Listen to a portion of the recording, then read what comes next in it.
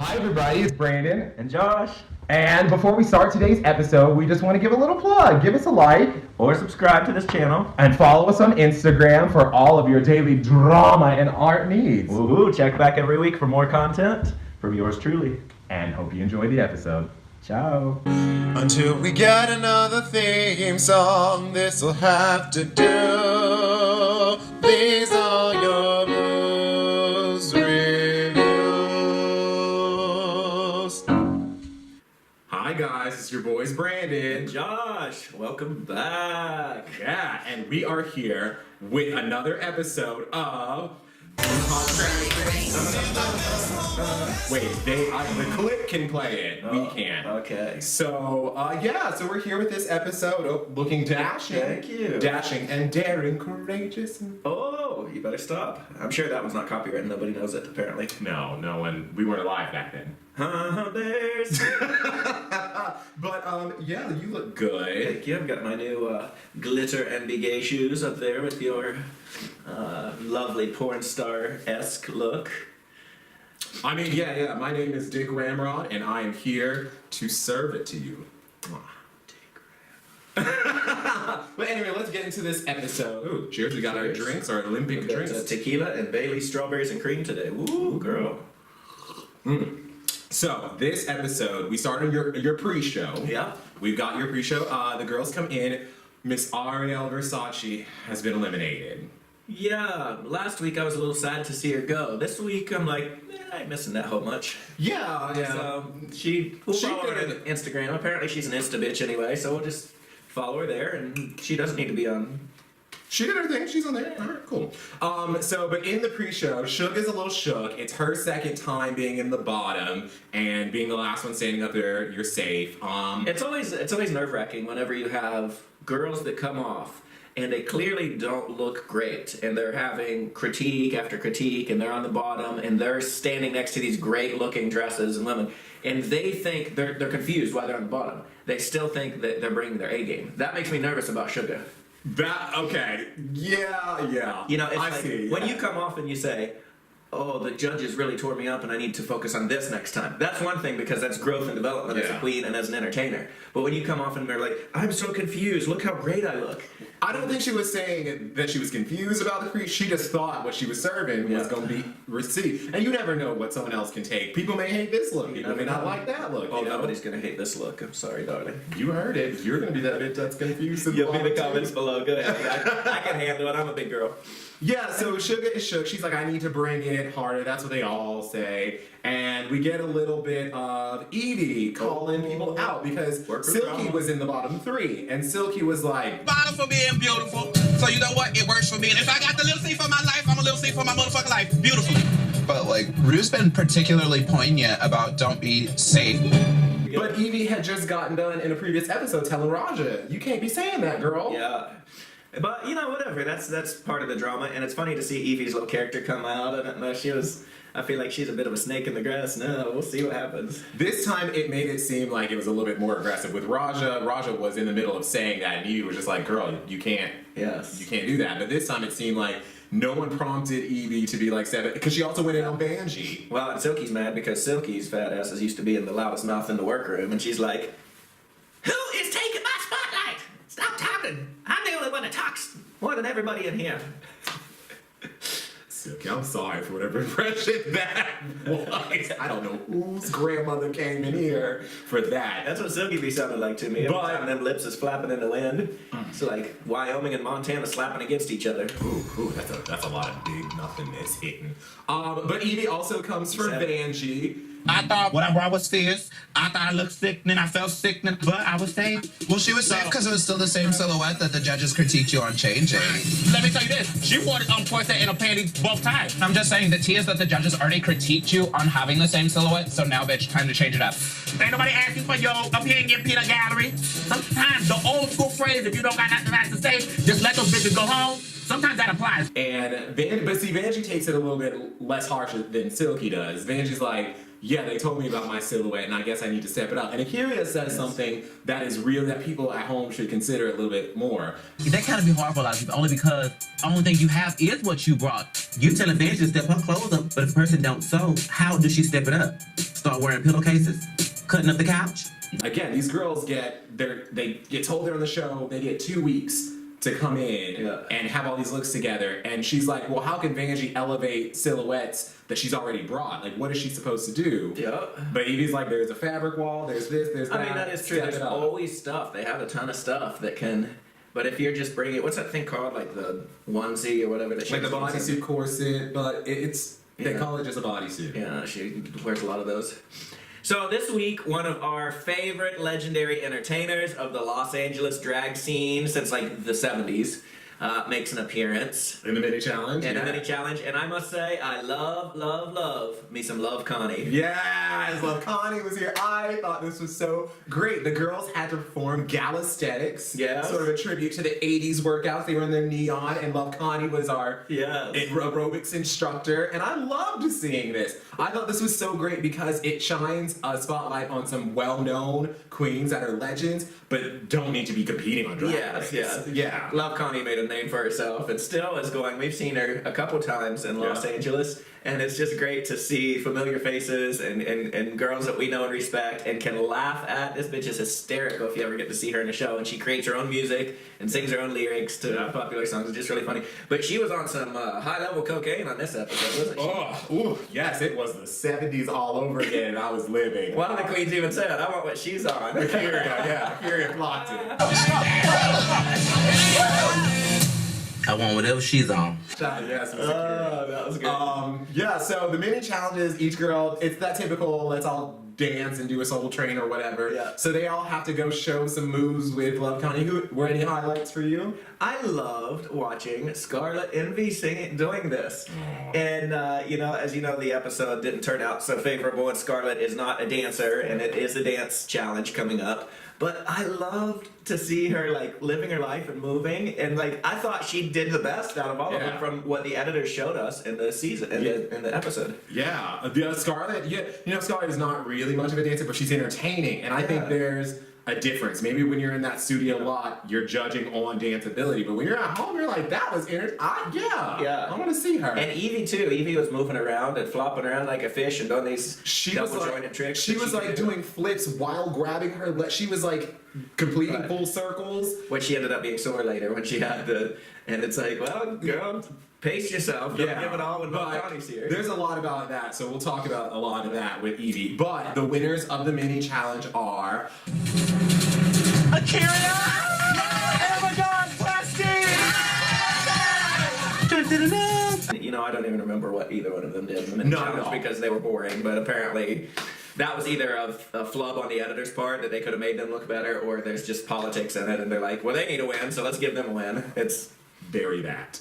Very that. Because I was just thinking, a lot of people online, I mean, obviously, they don't know how the fans are going to receive the season until it starts airing, but a lot of people have been like, why are they sleeping on Akira? Why are they sleeping on Plastique? Plastique, and they're doing it. Ooh. And so, I feel like this was just like, okay, And Plastique showed up last week at that ball, too. She did! I thought, again, check out our previous episodes of RuPaul's Drag Race Booze Reviews. She should have won last week, but she wins here. So they win a little something something. Love Connie hops off. Oh, we didn't even talk about Rue's male look this week because we always do. Male look, Olympic jumpsuit. This was like my 1984 stepdad garage.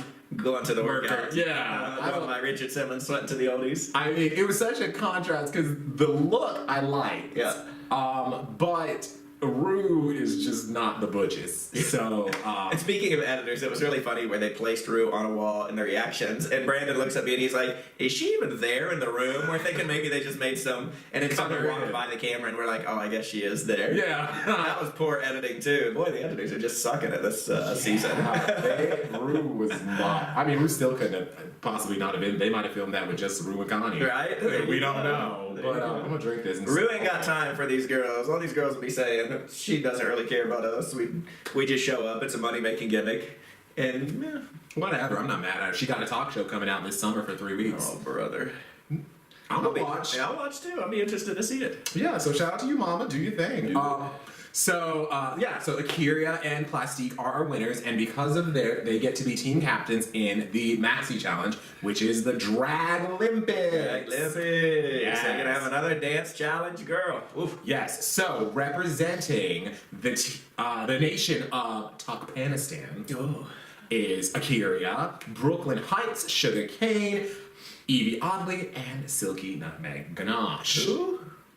It's not time for that. Then on representing the People's Republic of Glamazonia, Amen. led by Plastique, we have Raja, Vanjie, Nina, and Scarlett. Oh, girl. Okay. So the teams are set and they're ready to learn their Olympic routines, which must consent of fanography. I didn't bring the fans this time. How dare you? What up? Dick Ramrod wouldn't have a fan. Dick Ramrod. It would be somewhere hidden. So they have to do fanography, they have to do some voguing in there, and they have to have a shablam moment, layout. So that's getting some people nervous, like they're talking, Scarlett's like, I'm not the best dancer. Yeah. Yes. Normal. Nina's actually not, seemed to be sweating it at the beginning too. No. Or people were, kind of throwing Nina under the bus saying, we've got Scarlett on our team, we've got Nina on our team, I'm worried about this team. Yeah, because Vanjie's like... Just like lately, I've been feeling like I haven't been proved. Like, girl, we're like halfway through the competition, have you won a mini challenge? I feel like it's a lot of expectations from like a lot of people. I feel like I should be doing better. So it frustrates me because I know what I can do. And I feel like I just have been like, kind of scared. So Vanjie's worried because she is on that team with those non-dancers that she again won't get a chance to get to the top, no matter what she does. Yeah. So I kind of feel for her there. How do you feel about that when you're like standing there and you have to choose people and it's a dance challenge and then you sort of feel like this necessity to choose your friends first? And even if your friends aren't the ones that are the best? Yeah, I kind of wonder if that's what happened here. No, because Akira, as we all know, Akira's like good friends with Silky and Vanjie. They've gone on Instagram. They're the dream girls. Okay, so they were really close friends. Who was Akira's first pick? Brooklyn. That's what I thought. Because she was smart. She was like, I want it as a dance challenge. I want the ballet dancer. That's right. And Raja flubbed hers. We get to the rehearsal, and the rehearsal is led by the dreamy and gorgeous Emmy Award winner choreographer Travis. Whoa, yes. And Adam RuPaul was there. Yeah, we don't know what he was doing. He just showed up. You know what? I will say this now and not give him any other hate for the rest of the episode. I'm just not the hugest fan of Adam. I'm sure he's a lovely person. I feel like he's the it boy of the moment. Like he had an out moment at the Olympics and he said he wouldn't meet with Mike Pence because of his stance on LGBT, and he wore a harness at the Oscars, and he was the host of that infamous VH1 Revealed that was so embarrassing that they just snatched it and pretended it didn't happen. Yeah. And so I'm like, why are we putting a lot of Adam here? To me, he is the personality of a society. I don't think he has any personal personality. I think he has, this is what I should be doing right now because this is what my agent or my manager, this person advises me to do. Very twonk. Yeah, I see him and I just roll my eyes. I'm like, ugh, this hell again. So he was at rehearsal for some reason, but Travis literally ran everything, ran the whole 9 yards. So he's giving the girls a lot of hard choreographies. First, we start with the Curious team. Brooklyn's just a natural. Yeah, she gets it. Then we see Silky. Yeah, who I love. Well, first of all, let me say Brooklyn. I always have in the back of my mind as someone who's going to be very successful in this and be at the end of the competition. But I haven't liked her so far. In this episode, she's really starting to grow on me because she's having personality and she's also like delivering on these different levels. And she's like, show me, like, let me see what this is, you know? Because she's like, let me see if a ballerina can do that. And then, she's working it towards her skills, which is what Ru says to do. And that's wonderful. And the same thing with Silky. Silky obviously is not going to be able to move as quick, as fast, as comfortable, and graceful. But she is like very perseverant, and I love that. That girl, she even had a button at the end of one of the routines. She couldn't get up on time, and she said, screw it. Ha! 7 and back 1, palm up, flick down, through, and go. I was like, that's how you do it. She is aware of her body. She's aware of her time. She's aware of her movement and her choreography. So Yeah, she knew. they had good movers on that team. And but then also on a not so light note, on that team was Evie, and we had talked about this before when they had the choreography last time. Evie has her condition where she doesn't make collagen as much, so her joints are very loose and can come in and out. She says it's a double-edged sword because she can be flexible, but at the same time there are days where everything's just like on fire and it hurts. And so Travis kind of asked her, is she all right? And she's like, well, because today is just one of those hurting days, but I will bring it.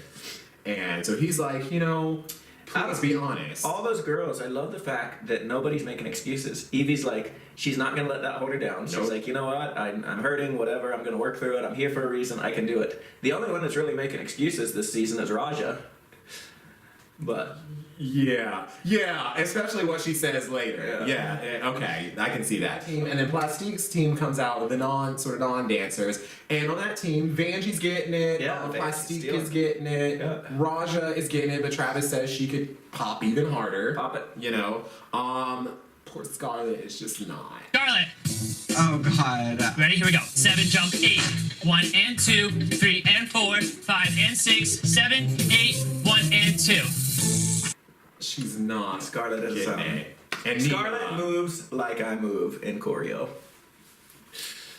We're committed, bitch. We are committed. We're gonna try until the time runs out and they're like, okay, this half I just ain't getting it. But yeah, so she's very determined. She's got that can-do attitude. It's just not coordinating. Poor thing. So, and while we're in the workroom, we just get a little more clarification. Brooklyn talks about how she first started doing drag when she joined her dance troupe, which was known for being an all-men's ballet company, and so they performed drag and they went all around the world. So that was really cool to see that. That was a positive thing. But then we get further details about Evie. It just gets worse and worse over time. I met somebody who has the same disease as me and is 10 years older. They're in a wheelchair. They have heart complications. So I get a little vision of my future. That's why every year I've auditioned for Drag Race. I was like, I have to get on this year. I have to do it because I'm losing my skills as I go on. Yeah, and that's kind of heartbreaking in a way to know when you have people with conditions or things like this, and Evie's been applying and auditioning for the show, and she's finally on. It's like, I'm really rooting for her because I'm like, girl, I hope nothing happens. As this episode goes on, I'm getting more and more nervous, and I'm going, you are too damn talented and so good at this and hungry for it. I don't want to see you go home just because... Something that is not in her control and she is fighting to overcome. Yeah. Okay, so then we get to the performance. Yes. First up is Team Tukpanistan. Tukpanistan reminds me of a character I once knew. No. Coming soon, declassified, hopefully. But now that Pelosi is in, my video is coming out very soon. Please watch. And don't forget, drink Vensamastani and brandy. So here we go. This was it was a really long challenge, wasn't it? There was a huge amount of music and choreo for this. Yes, there was a lot. They came out, and what I really liked about it is it featured every single one of the girls and what they could do well. Yep.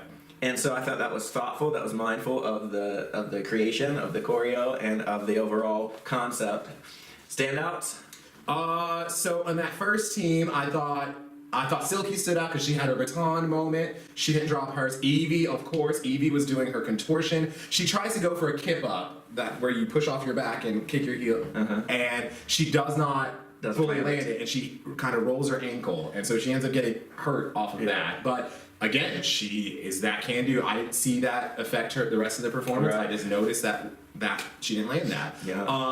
I didn't think Silky was very impressive with her baton stuff. She came up, she had a baton, she did about a 2 twirl kind of thing and caught it. Great. Okay, Mr. Color Guard, you're expecting a full Latrice Royale performance. Yes. She didn't say she was going to do all that. She said she could move them. I mean, at least throw it in the air, do one turn like they do in basic junior high school. Major head. And catch it. You did a little tiny flip and caught it and moved it around like this. I'm like, are you sure you've tried the batons before? Because it looks like... So hateful. Can't impress this hoe for nothing. I mean, it is RuPaul's Drag Race, and the season is elevating and elevating. Season 11. So. That's true. So that team, I thought they were by far so in sync. They were great. And they worked well with each other, too, which I appreciated seeing. Yeah. And then we see Team Glamazonia. Of course, Plastique's got to be the leader of the Glamazonias.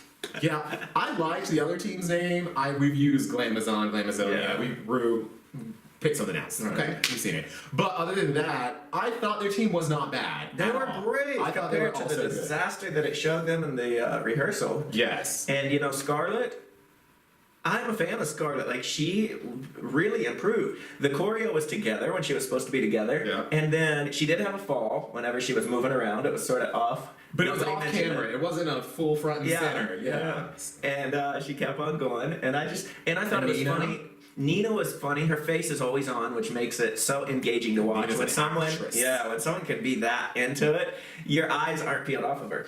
But you know what I liked about Scarlett is, you know how everybody had their own moment to shine and do what they're special at. Yeah. They built in that Scarlett was like the fallen one, and they're trying to like lift her up, and it was and I thought that was so sweet. That was a and good special. way to play off of that. And she acted to it, so yeah. Yeah, I don't remember. No one else really stood out for any. Oh well, I have to say Vanjie. Vanjie, they featured the hell out of Vanjie. I almost skipped over her. Vanjie was clearly the star of that team. Yeah. Because her choreography was on point. She was giving me Britney flips. Yes. She was giving all of it. And I think had it not been a team challenge, she could have been in the top. Could have won. Yes. Honestly, but they did well compared to where they were earlier that day or the day before. So both teams very good. Now we get to the runway, where our guest judges are Travis Wall, Adam Rippon, and another Olympic figure skater, Mirai Nagasu. Mirai Nagasu. If I mispronounce that, y'all know who I'm talking about. Her. Who I liked. I liked her. We could, yeah. I felt her. This is the first episode we did not have Ross or Carson. Yes. Bitch, when y'all listening? Are y'all listening to us reviewers? I think all of us at this point. All Ucky, the movie bitches, everybody. We done. They're like, oh, we don't want to Carson again. Mm-hmm. So this was actually very refreshing to feel. And it was wonderful because on the runway, the category this week is All That Glitters. I love gold. Yes. Yeah, so we had this discussion while we were getting ready. Was it specifically, so the saying is all that glitters is gold. Yes. So was it specifically supposed to be gold? Was it supposed to be specifically glitter? Because everyone had a gold look. Yes. But not everyone's look was glitter. Well, that's why I went for both.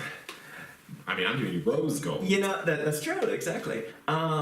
I think it was supposed to be that gold thing, but they were worried that maybe someone, they were worried that maybe someone didn't have it, so they didn't say, it's a safe bet to say all that glitters, and then if you don't have gold, then you're still can walk the runway. Yeah, I thought it was odd because we had a platinum and gold challenge in season 4. We had a solid gold challenge in season 6. We had a glitter challenge just in season 10. Yes. So it's kind of a rehash of all of those kind of put together. Yes. But who cares? It's a great runway. So Rue comes out.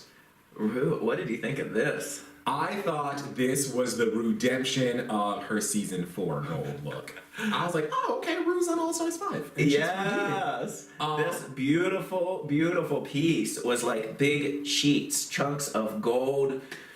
I don't even know what the fabric is, but it stayed together. It sort of looked like an Emmy Award itself. Or an Academy Award, actually. It's that weird, like, sort of metallic fabric that people Miss Cracker did a dress like that too. And I love that. I thought it was really cool because it was a tribute to not only an Academy Award but also to like an Olympic gold medal. Yeah. So very high elevated too. Except Delta, I've been praising the wig. This was not. You should put the Pam Anderson wig on this. That would set it the hell off. Okay. Honestly, I was so impressed with the dress I didn't even look up. Zaldi. So first on the runway, our girl, Miss Akira C. Davenport. Yes, we are a big fan. We are stop sleeping on Akira here. Yeah. She's fans of Ash. You gave her a top 2 last week, which she appreciated. I knew Akira was not gonna be in the bottom for very long. She wasn't showing up the first couple episodes, but she wasn't not showing up. She was just sort of safe in the middle. Yeah. And it's always one of those sleepers, I call them, that are safe in the middle for the first 3 or 4 episodes, and then really shoot like a rocket, and that's gonna be her. Yes, this was the all-star look of Ru's. Yeah. So like season 4 was one, then Ru had this one, the elevator. Akira took it and said, "Let me show you fully how it's done." Well, I don't know. I liked Ru's better, but I love the fact that Akira was really giving curves in this, and she looked great. Next on the runway, we had Miss Brooklyn Heights, and she was giving me a gold Norma Desmond Sunset Boulevard. Sunset Boulevard. Oh. Yeah, complete with the scarf. Oh, sorry. Sunset.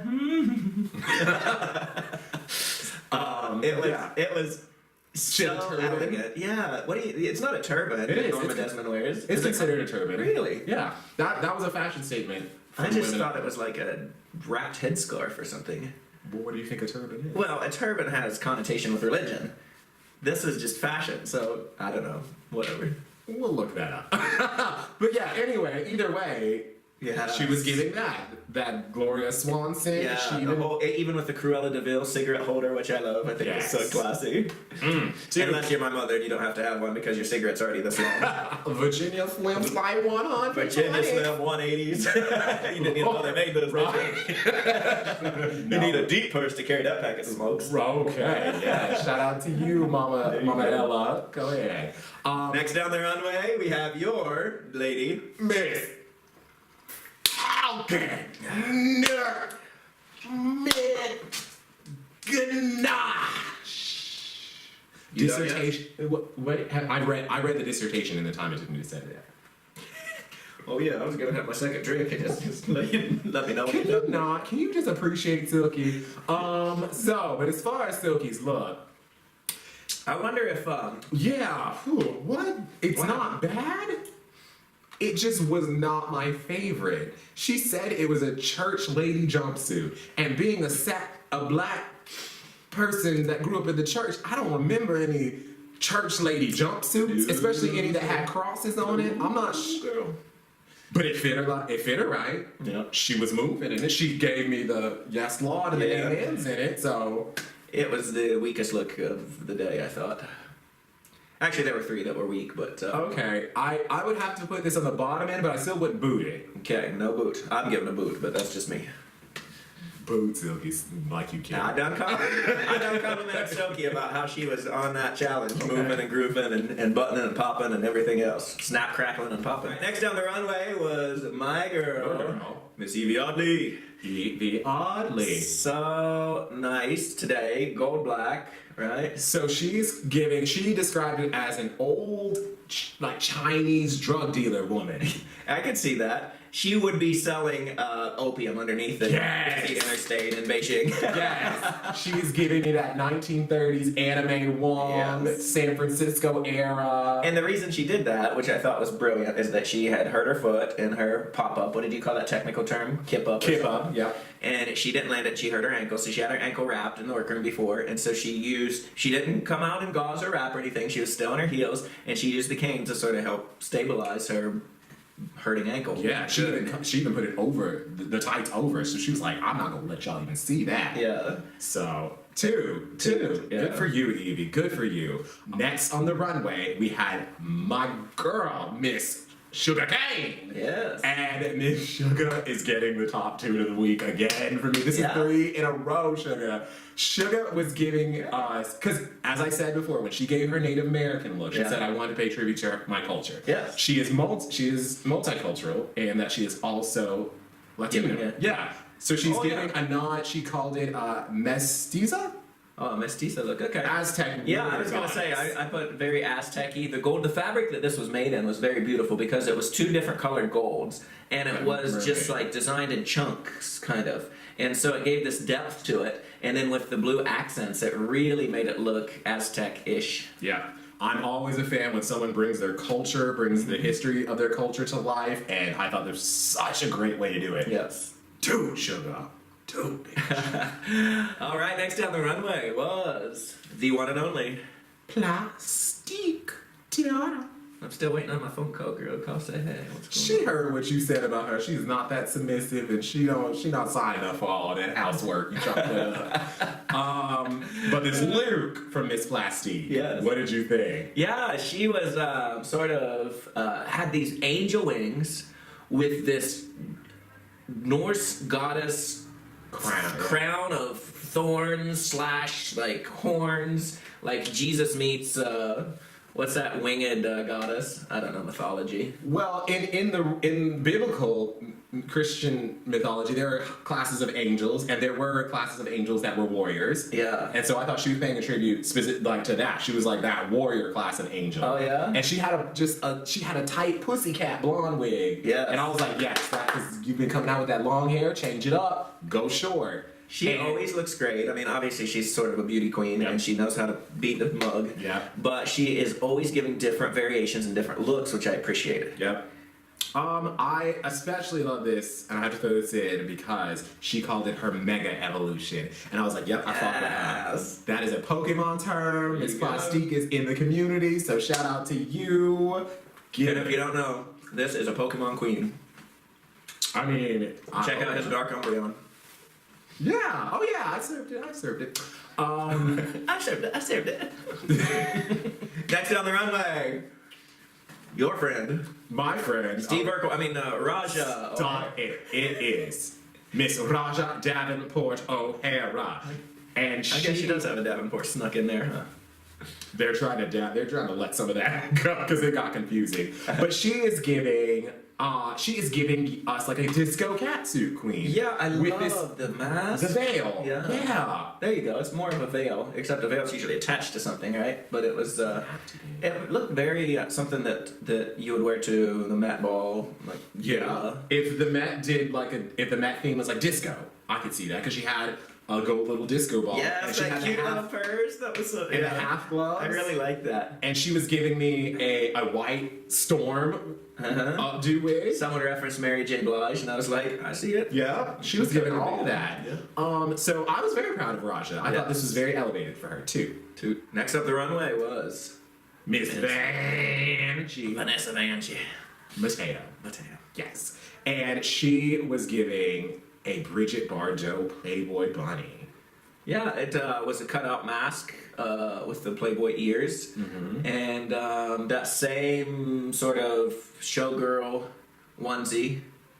There's a name for that. What is it? They call it a bodysuit. No. There's a different name. Anyways, if you know the name. It's like a corseted bodysuit. Yes. That's what...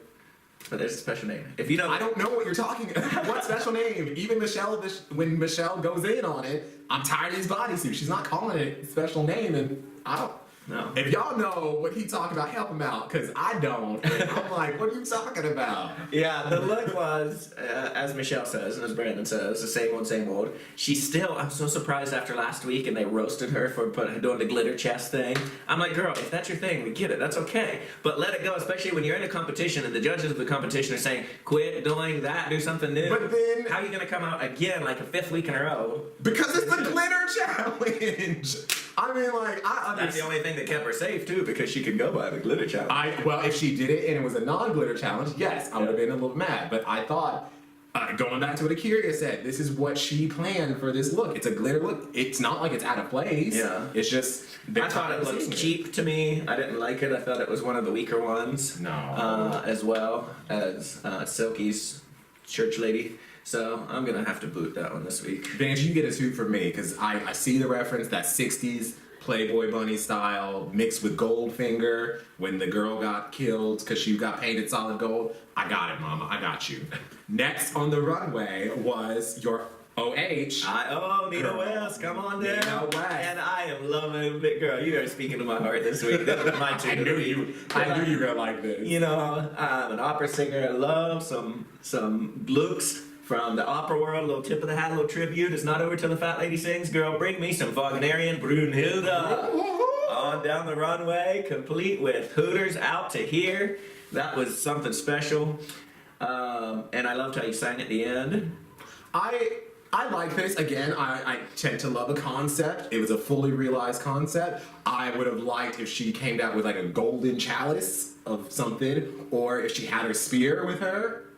I don't think, she didn't spear, you could do. I mean, something. I mean, that's just that would have been my personal choice, but you know, just something to really over the top, because the costume itself was a little camp. It was like, this is still a drag show. We still, bring your costume, bring your concept. but bring it a fashionable concept. I thought this was a little costume, even though Michelle was like, no, you can't get them titties anywhere. Those titties. Yeah, I appreciated Michelle saying that too. Yeah, because the guest judge was like, that looks a little costume. The guest judge wasn't feeling it. Michelle stuck up for Nina, so I'm not gonna boot it. And last down the runway was our very own Scarlett Envy. Scarlett O'Hara. I'm still stuck in old Hollywood with the Brooklyn's look. I mean, Scarlett O'Hara.